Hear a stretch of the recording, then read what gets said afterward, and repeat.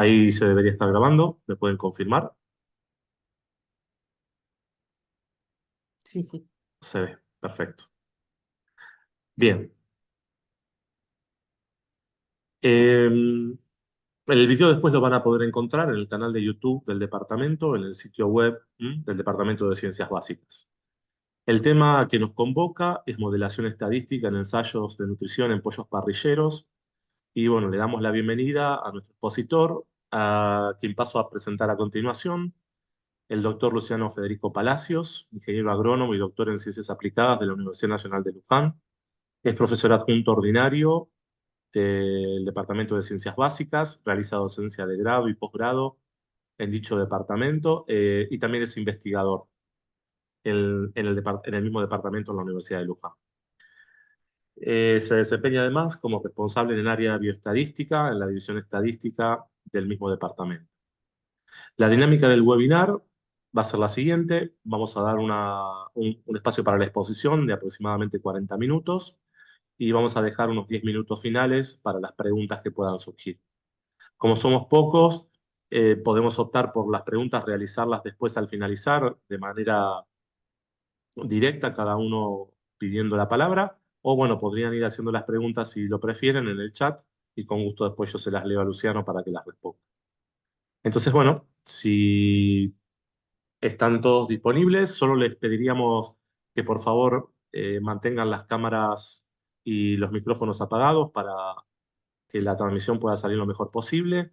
Y bueno, muchas gracias por estar ahí. Ahora sí, le damos la bienvenida a Luciano y le pedimos que por favor inicie la conferencia. Gracias, Luciano. Gracias, Ariel. Bueno, buenas tardes a todos. Eh, Como decía Ariel, soy docente de la casa, de la Universidad Nacional de Luján, y básicamente me interesaba presentar la aplicación de mi trabajo de tesis para la graduación de doctor, y que sea interesante para otros docentes en múltiples aplicaciones en el área, ya sea tesistas o investigadores también en temáticas similares, ¿sí? Este trabajo se denominó Modelación Estadística para Ensayos de Nutrición en Pollos Parrilleros. Básicamente, mi tesis estuvo orientada en dos grandes áreas. Primero, la avicultura, que actualmente me desempeño profesionalmente, en mucho que tiene que ver con la producción a campo y con los ensayos de nutrición en granjas experimentales. Y en el área estadística, que es la especialidad en la que me desempeño en la universidad, ¿sí?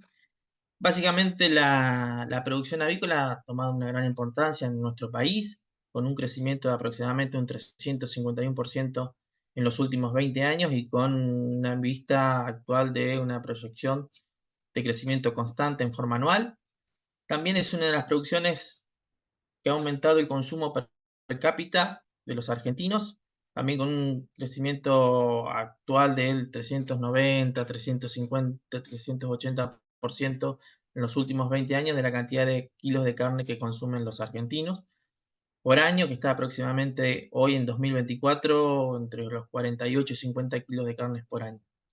Hay una gran cantidad de trabajos de investigación que abarcan temas de medio ambiente, nutrición y genética, y básicamente son importantes los estudios en nutrición que utilizan probióticos, prebióticos, enzimas, ¿sí?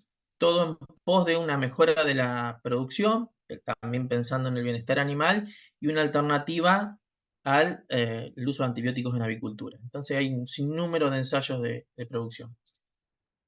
Las enzimas fitasa sí están siendo utilizadas fuertemente en la producción como mejoradores del aprovechamiento del fósforo. El fósforo es uno de los principales contaminantes o el principal contaminante de esta producción.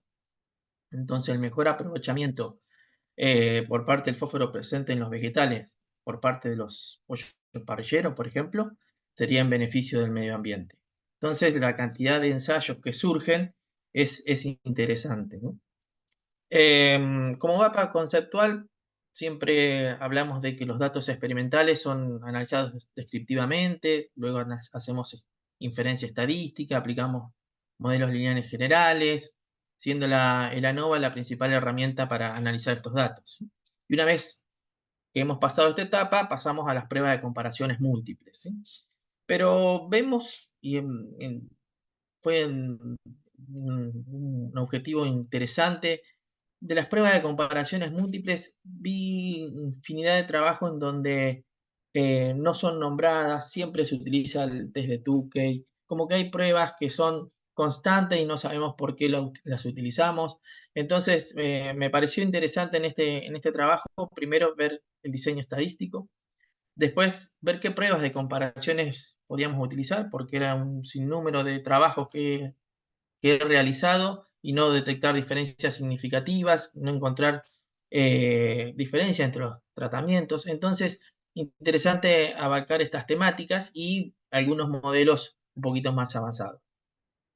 Y como todos sabemos, por ejemplo, los modelos lineales generales siempre deben cumplir supuestos. Y cuando estos supuestos no se cumplen, ver como alternativa general utilizar otros modelos, como por ejemplo los generalizados. El primer objetivo de este trabajo consistió en analizar la eficiencia de distintos diseños experimentales en ensayos de nutrición. En esta etapa lo que hicimos fue en una primera parte, en una granja experimental debidamente acondicionada para trabajar con pollos parrilleros, que tiene aproximadamente 80 corrales con condiciones ambientales teóricamente controladas, y hacer un ensayo de uniformidad, un ensayo blanco, en donde podíamos utilizar animales a discreción, tener una unidad experimental de 8 animales. En avicultura siempre trabaja con, eh, el corral es nuestra unidad experimental con 8, 10, 12, 20, 15 animales, dependiendo de las posibilidades técnicas, ¿no? Y de los recursos. Y teniendo en cuenta la heterogeneidad sistemática dentro de las instalaciones, que podrían hacer variar la respuesta entre las aves, ¿no?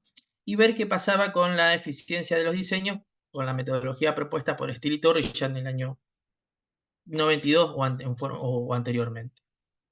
Entonces, en ensayo de uniformidad se les suministraba a todas las aves la misma dieta, y teniendo en cuenta que las condiciones eran supuestamente controladas, condiciones de humedad, temperatura, iluminación y manejo, detectar áreas o sectores que pudieran producir alguna respuesta diferencial, ¿sí?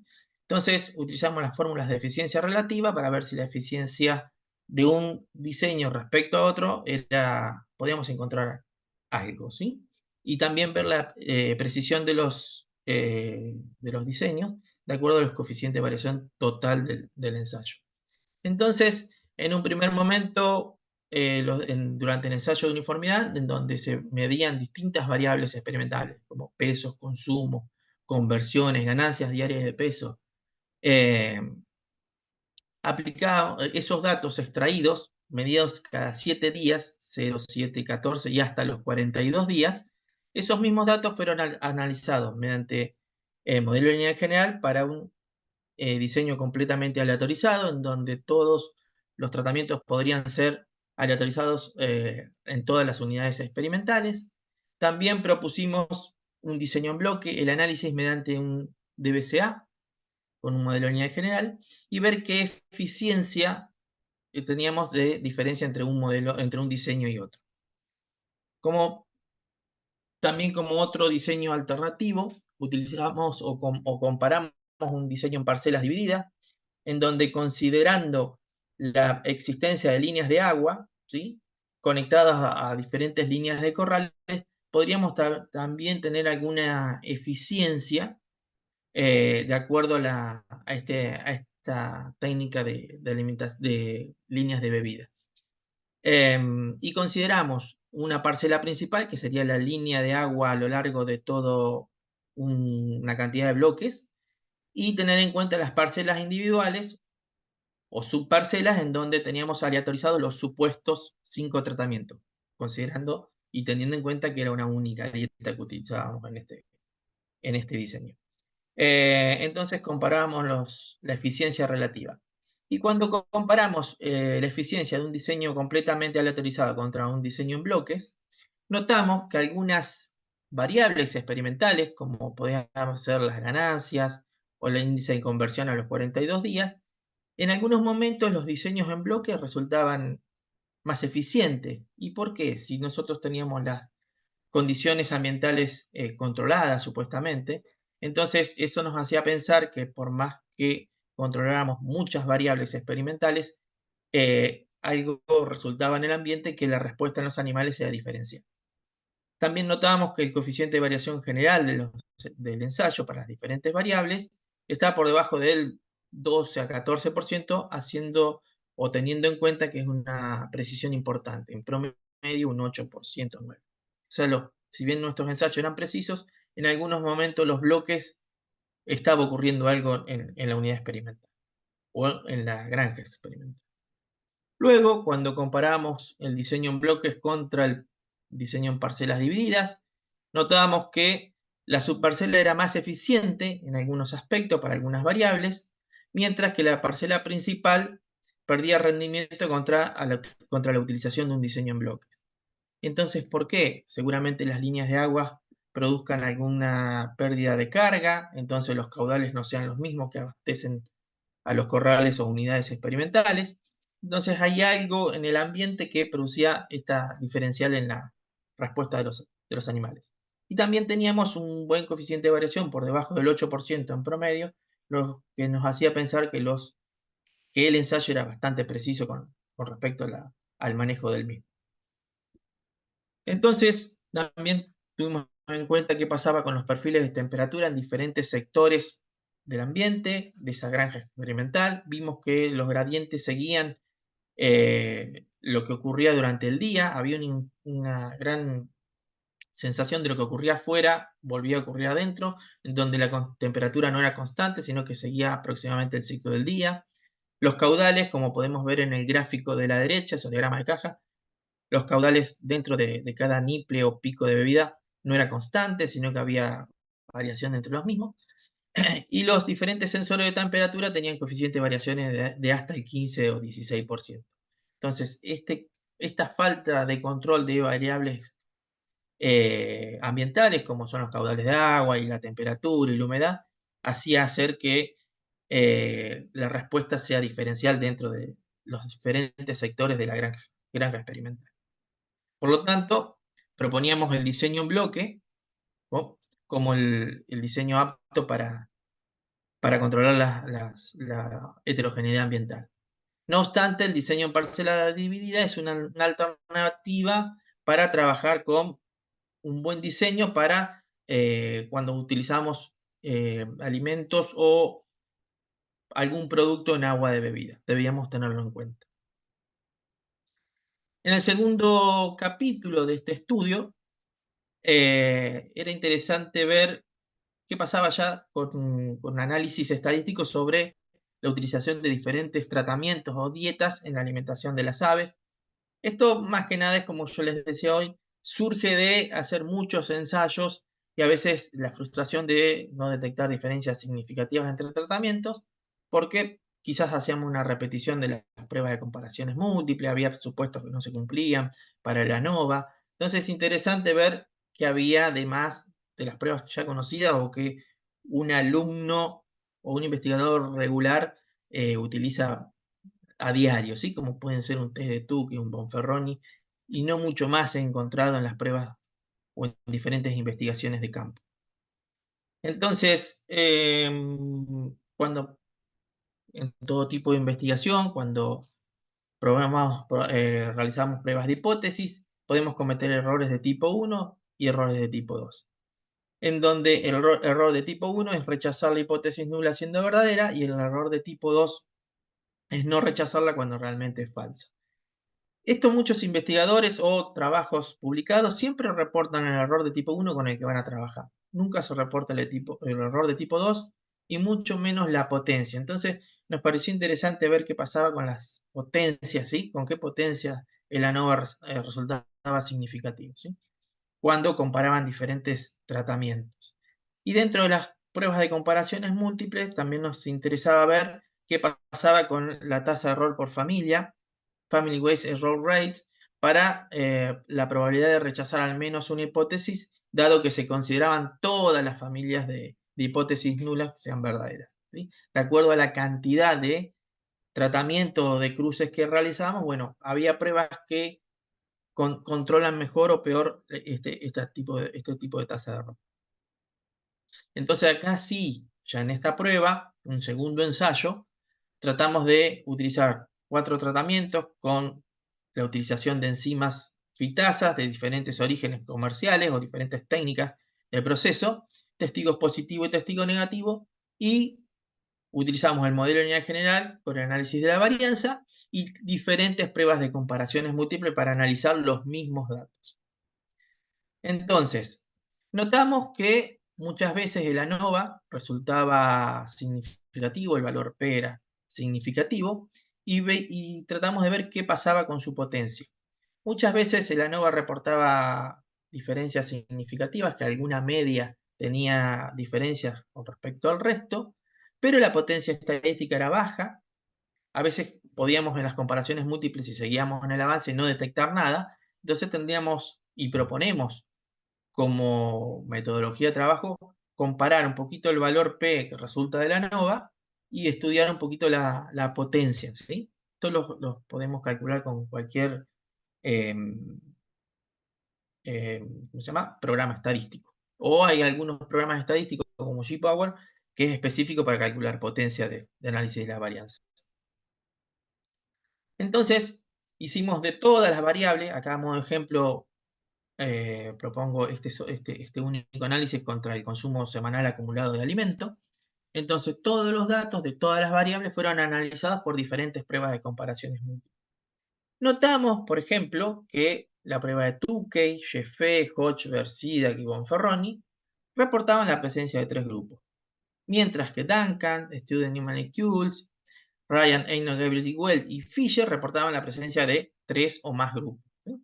Como que son un poquito más potentes, pero en la investigación, toda la revisión bibliográfica, vimos que las pruebas, por ejemplo, DMS, que reporta mucho más liberal y reporta diferencias significativas con facilidad, muchos autores hasta propondrían que no tendrían que estar en los trabajos de investigación ni tampoco en los programas estadísticos por su bajo control del error de tipo 1.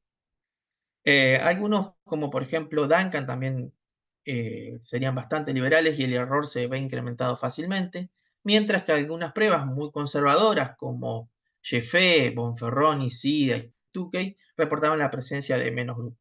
Lo interesante es que, por ejemplo, la prueba F de Ryan, Eino, Gabridge y Welch es una prueba que reportó diferencias significativas. Sin embargo, está bastante protegida contra el error de tipo 1. No se incrementa demasiado con la cantidad de comparaciones que utilicemos. Esto surge también de mucha bibliografía en donde se reporta, o trabajo de investigación, diferencias significativas con la clásica DMS, diferencias mínimas significativas, o Duncan, y no vemos las pruebas más conservadoras para reportar diferencias significativas. En este caso, bueno, pudimos notar que la presencia o la utilización de fitasas era interesante para la producción avícola, en donde reportábamos diferencias significativas.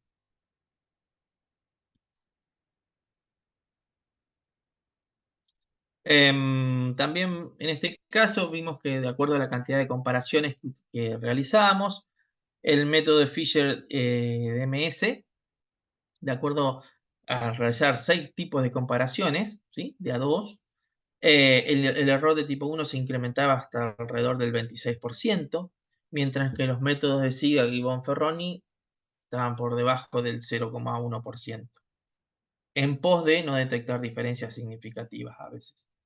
Mientras tanto que la prueba de Ryan, Eino, Gabriel y Welch se protegía bastante y fue la indicada para un futuro procesamiento de datos a partir de los datos que surjan de esta granja experimental o de este trabajo.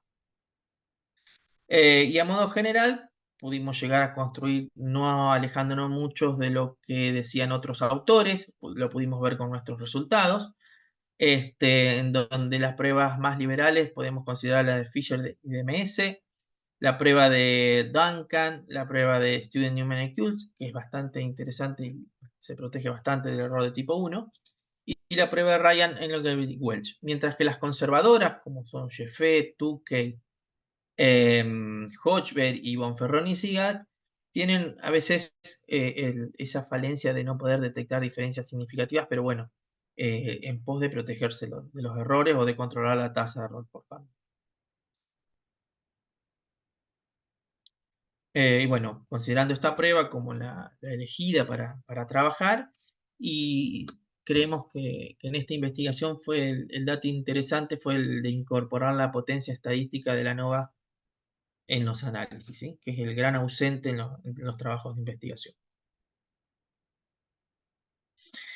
En el capítulo 3 realizamos otro ensayo en donde se evaluaron diferentes modelos estadísticos observando el desempeño productivo en variables como peso, consumo y conversión y porcentaje de cenizas en tibia, según diferentes componentes en las dietas, y estimamos el comportamiento con la utilización del modelo lineal generalizado mixto, ¿sí? Si bien son modelos más o menos ya por los 80 empezaron a sonar, eh, poco se conoce de ellos, están identificados en los programas estadísticos, pero bueno, como que hay poca difusión en el análisis de los datos con este tipo de modelo. Si bien son una alternativa cuando no se cumplen los supuestos de la tabla de ANOVA o del análisis de la varianza, donde no se cumple la normalidad, las varianzas no son constantes, los datos son longitudinales, o sea, no se cumple el supuesto de independencia, siempre realizamos mediciones sobre la misma unidad experimental a lo largo del tiempo, ¿no? Los datos longitudinales. Entonces es interesante trabajar con este tipo de modelo porque podemos trabajar en términos de la unidad que está medida la variable, ¿sí? Independientemente de la relación entre ellas. Y ya están propuestos por McCullough y Nelder, donde tenemos los diferentes factores que van a dar explicación a la variable respuesta, pero en este caso aparece ya una función de enlace, una función link, que va a relacionar la variable respuesta con el predictor lineal. Entonces podemos y nos permiten trabajar con variables sin tener que alterarlas ni transformarlas, en donde para cumplir determinados supuestos del análisis de varianza, las transformamos, empezamos a trabajar con diferentes ecuaciones matemáticas y después es difícil explicar en términos del problema. Y trabajamos con modelos generalizados mixtos porque consideramos, por ejemplo, al factor tratamiento, consideramos el tiempo, la relación o el factor tiempo de tratamiento junto, y vamos a considerar en este caso factores aleatorios como son la unidad experimental, el mismo corral que tiene su propia variación, o criterios de agrupamiento como puede ser bloque, ¿sí? Teniendo como factores aleatorios y el error experimental. Y cuando hablamos de modelos generalizados, tenemos que tener en cuenta la función de enlace, de acuerdo a las distribuciones de los errores de la variable, que a veces no es normal, puede ser binomial, gamma, etc. Va a haber funciones de enlace canónicas ya predeterminadas o algunas otras, como por ejemplo, por una distribución de errores gamma, la función recíproca y la otra función puede ser identidad o logaritmo, ¿sí? Las funciones de enlace. Por lo tanto, realizamos un ensayo con 4 dietas, todas con enzimas fitasas y en diferentes dosis. Y también utilizamos un testigo negativo que no tenía enzima. Propusimos modelos lineales generalizados y generalizados mixtos para análisis de los datos. Y como criterio comparativo paramétrico, los criterios de información de Akaike para comparar los diferentes modelos. Trabajamos con el programa Infostat. Entonces, como podemos ver, la variable no tenía una distribución normal, tampoco las varianzas eran homogéneas, entonces si medíamos una relación entre la media y la varianza a lo largo del tiempo, que tendría que ser una función constante, veíamos que eran sigmoidea, había un crecimiento, no eran lineales el incremento de la variable de la media con respecto a la varianza, ¿sí? Entonces estos datos nos permitía utilizar este tipo de modelos. Entonces, por ejemplo, para la variable peso semanal, lo que utilizamos es utilizar un modelo lineal generalizado mixto, en donde teníamos el factor fijo, el tratamiento, el tiempo y el tiempo, la interacción tiempo-tratamiento, y como factores aleatorios teníamos el bloque y el corral. Y proponíamos o propusimos diferentes funciones de enlace, diferentes condiciones de factores aleatorios, proponiendo el bloque, el corral o alternadamente distintos, distintas funciones de enlace y medimos los diferentes A y C de cada modelo propuesto. Esto es un resumen de la cantidad de modelos que habíamos trabajado. Entonces, estos modelos seleccionamos el que mejor A y C tenía.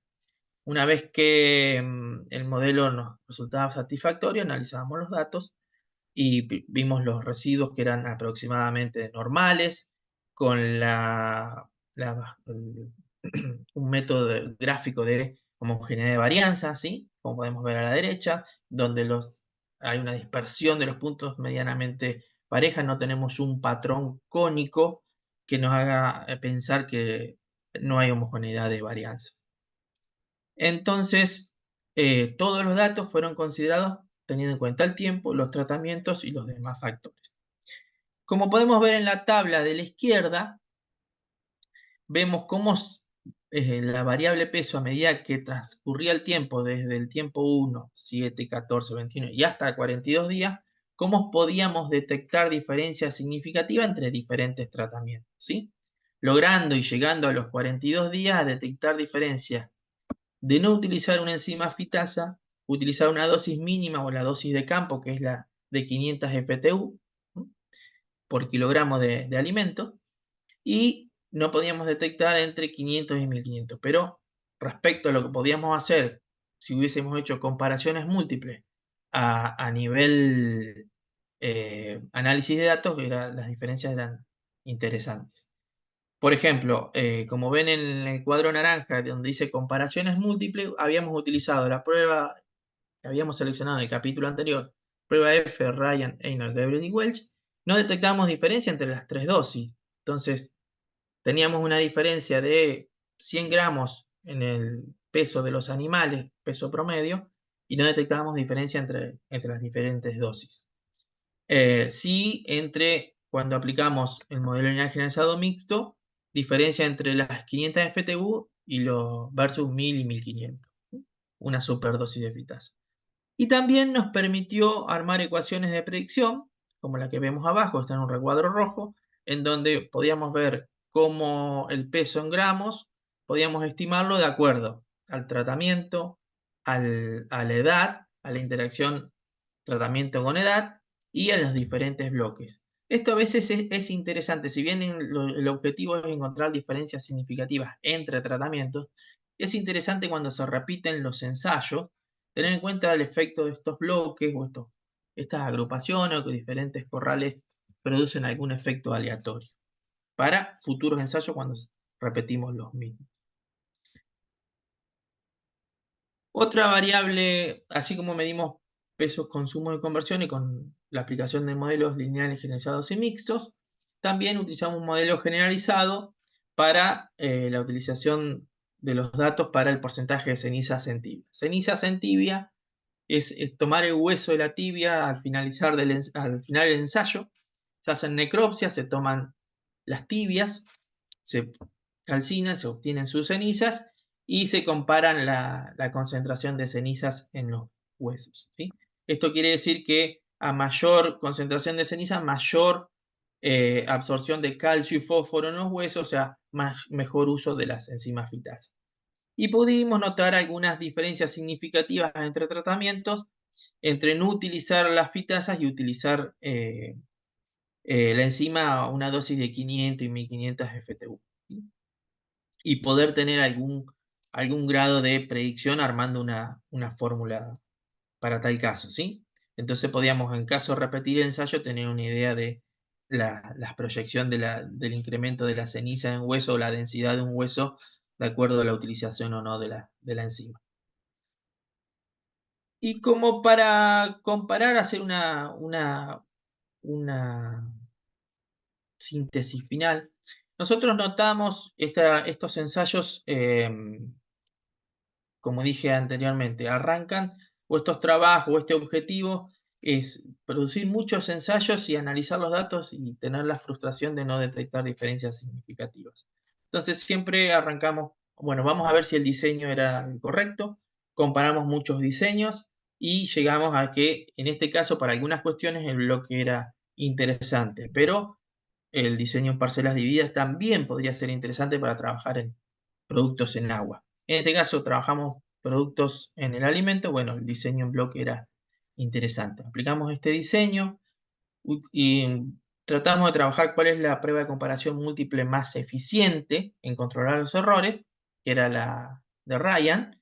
Entonces dijimos, bueno, ¿qué pasaba si hubiésemos analizado siempre los datos con una prueba de comparación múltiple a cortes transversales sin tener en cuenta el tiempo? Bueno, comparamos a ver qué pasaba y notamos, por ejemplo, que al final del ensayo había diferencias significativas entre dos dietas, 100 gramos, versus que si hubiésemos tratado los mismos datos con una prueba de comparación múltiple cualquiera, no detectábamos diferencias. Sí entre agregar y no agregar enzima, pero no podíamos detectar entre las dosis. Entonces, interesante que esas diferencias de 100 gramos las pudimos, aunque sea, detectar con la utilización de estos modelos un poquito más avanzados, más rebuscados en su utilización, y debemos tener en cuenta el nivel de producción.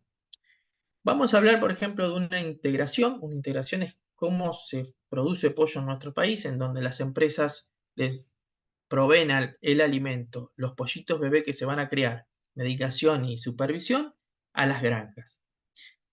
Si hablamos de la persona que está como jefe de producción y no puede detectar 100 gramos en el peso de los pollos, estamos hablando de que si una empresa promedio cría unos 7 millones de pesos de pollos al año, esos 7 millones de pollos al año que no podemos detectar con esos 100 gramos de diferencia, estamos hablando de no podemos detectar 700.000 kilos de carne, ¿sí? Que produciríamos en unas 10 o 12 granjas. Eso equivale más o menos a unos 60 camiones de pollo que cargan entre 4 y 5.000 aves cada uno. Y eso aproximadamente estamos hablando de, son 5 faenas de un frigorífico, ¿sí? Entonces, si nosotros podemos detectar esas diferencias con estos modelos, estamos creando un beneficio a las empresas porque podemos utilizar una dieta un poquito más económica, utilizar enzimas fitasas, estas fitasas producen mayor masa de carne y eso genera trabajo y disminuye costos de producción.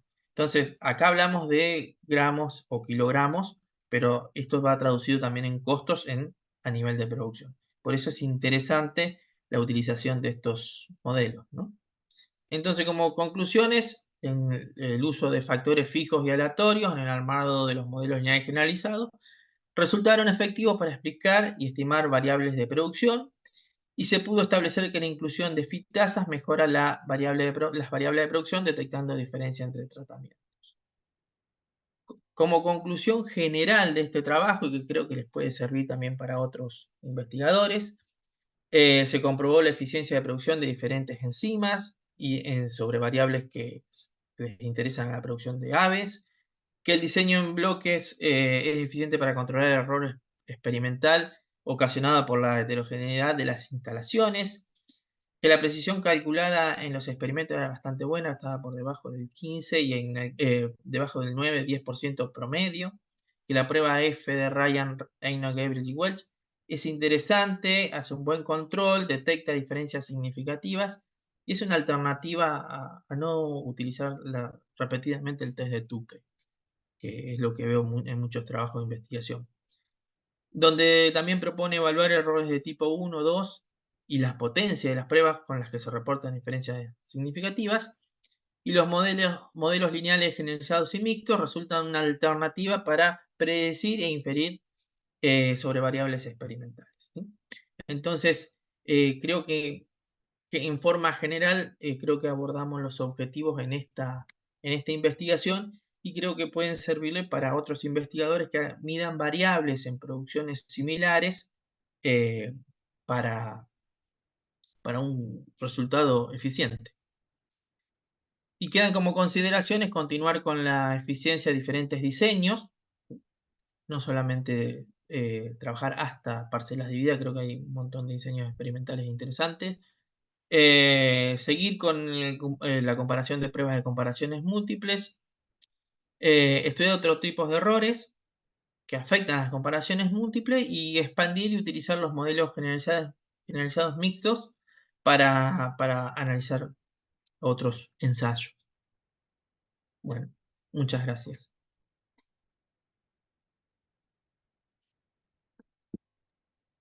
Gracias, Luciano. Impecable con el tiempo. Teníamos un poquito de tiempo todavía. Bien. Eh, bueno, hecha la presentación de Luciano, abrimos el espacio para preguntas. Quien lo desee puede preguntar a través del mic o pueden preguntar por el chat. Yo le leo a Luciano las preguntas que van llegando. De hecho, Luciano, tenemos una primera pregunta de Alejandra, que si te parece la leo. Sí, Alejandra nos pregunta, bueno, en principio dice, bueno, perdón, está viajando y no sabe si lo dijiste, por ahí sí. Dice, en el capítulo 2 de comparaciones múltiples, se validaron los supuestos inclusive para tomar la decisión final de con cuál quedarse. sí, sí, probamos los supuestos. En algunos momentos no se cumplieron, ¿sí? En algún momento entonces hubo que hacer alguna transformación de variables, algo por el estilo, pero en la mayoría se cumplieron los supuestos, ¿sí? Pero también esto de cumplir supuesto, por eso seguimos avanzando, porque a veces en otros trabajos, no solamente estos 3 ensayos, yo hace ya 14 años que trabajo en esta granja experimental y hemos analizado muchísimas veces los datos y no se cumplían los supuestos y ya, bueno, ahí nos hacía ruido con algunas cosas. Por eso que después seguimos eh, y tomamos la decisión de empezar a trabajar con los modelos generalizados. Bien. ¿Los demás les gustaría hacer alguna pregunta? O Alejandra, no sé si querés agregar algo más.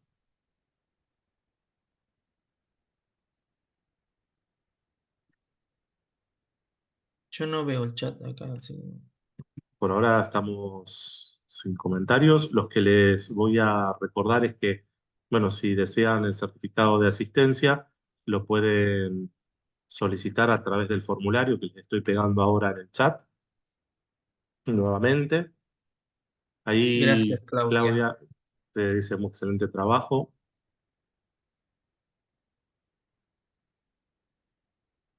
Te pregunta Alejandra cuál era tu N. Nosotros trabajamos, la granja experimental tiene 80 corrales. Entonces, podríamos trabajar hasta con 16 bloques si trabajamos con 4 tratamientos. Bien.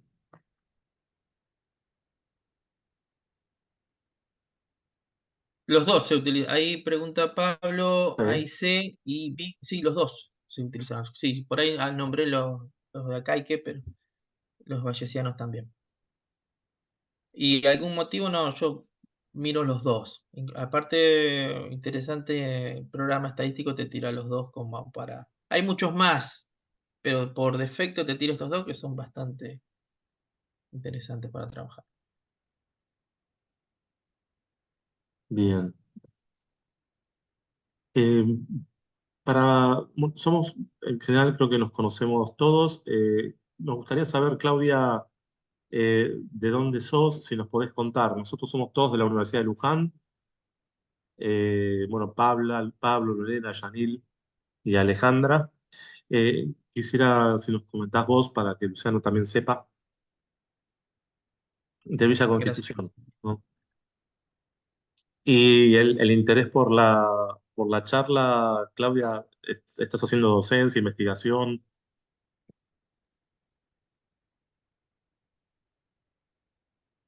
Ah, Ok. Bueno, muchas gracias y gracias por estar en el webinar. Bueno, ahí Alejandra también te da las gracias, Luciano. Muchas gracias. No, muchas gracias.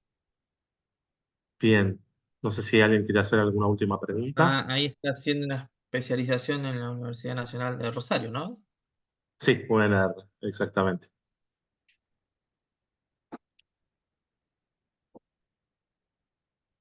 Bueno, Bien, espero que esto le haya servido, ¿no? Es una aplicación. Básicamente surgió esto de una duda, este trabajo. Pero bueno, nada, espero que le sirva para otras personas, por lo menos saber que existen los generalizados. bien. Bueno, muchísimas gracias, Luciano, por tu participación en el webinar y muchísimas gracias a los presentes. Imagino, Luciano, que el trabajo de doctorado se puede consultar en biblioteca en la universidad si lo desean, ¿verdad? Sí, están en ¿cómo es? Está en digital y está la impreso también. Ok, en todo caso, si a alguien le interesa, podría consultar por el sitio web de la universidad el sistema de biblioteca. Bueno, de esta manera damos por finalizado el webinar. Les agradecemos muchísimo la participación y esperamos con gusto tenerlos en los próximos webinars que todavía tenemos pendiente en este segundo ciclo. Bueno, Muchas gracias a todos. muchas gracias.